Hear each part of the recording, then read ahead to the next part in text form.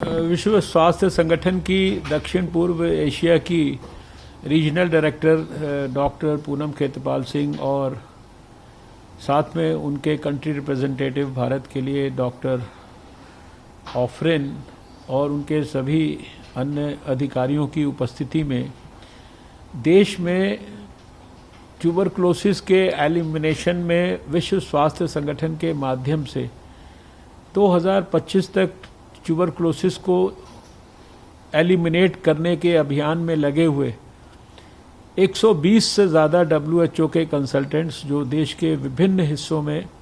वर्षों से काम कर रहे हैं उनको संबोधित किया है,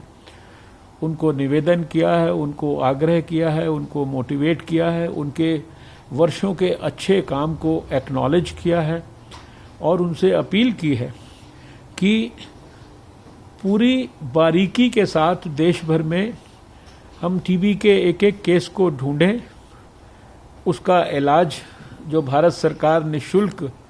सरकारी और प्राइवेट सेक्टर में उपलब्ध कराती है उसको उनके लिए उपलब्ध कराएं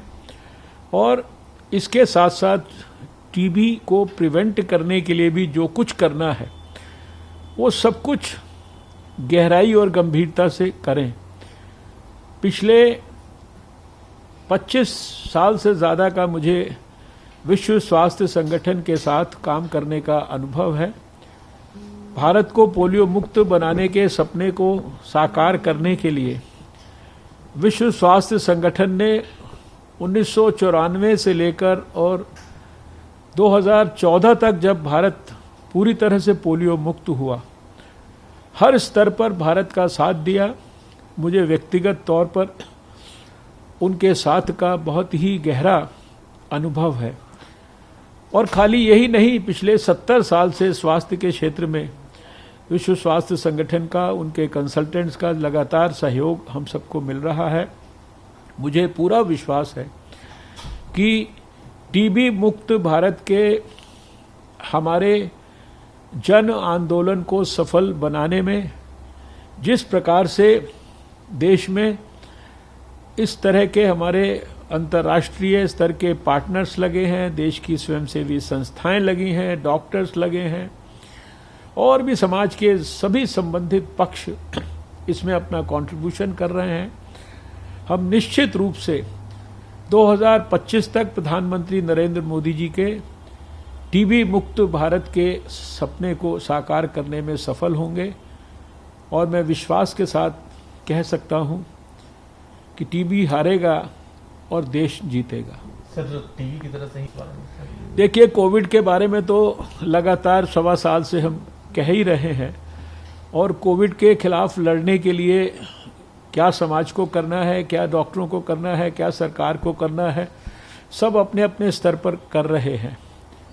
और जो कोविड की सफलता प्राप्त करने के लिए जो सबसे इम्पोर्टेंट स्ट्रैटेजी है, testing, tracking, treating, isolation, quarantine और फिर आज के समय में वैक्सीनेशन, इसको सबको मिलकर प्रभावी ढंग से करना है। और समाज के लोगों को तो बार बार जो अपील हर रोज़ करता हूं कि कोविड एप्रोप्रिएट बिहेवियर, अच्छी तरीके से मास्क पहनना, साबुन से हाथ धोते रहना और 2 गज की दूरी बनाकर रखना, इसको कभी नहीं भूलना है। देश की जरूरतों को देखते हुए वैक्सीन और वो मंजूरी मिल सकती है? देखिए, ये तो मैंने पिछले दिनों में अपने इंटरव्यूज़ में भी कहा है और मंजूरी मिलने से पहले आप खुद ही जो है सारे देश को इन्फॉर्म करते रहते हैं।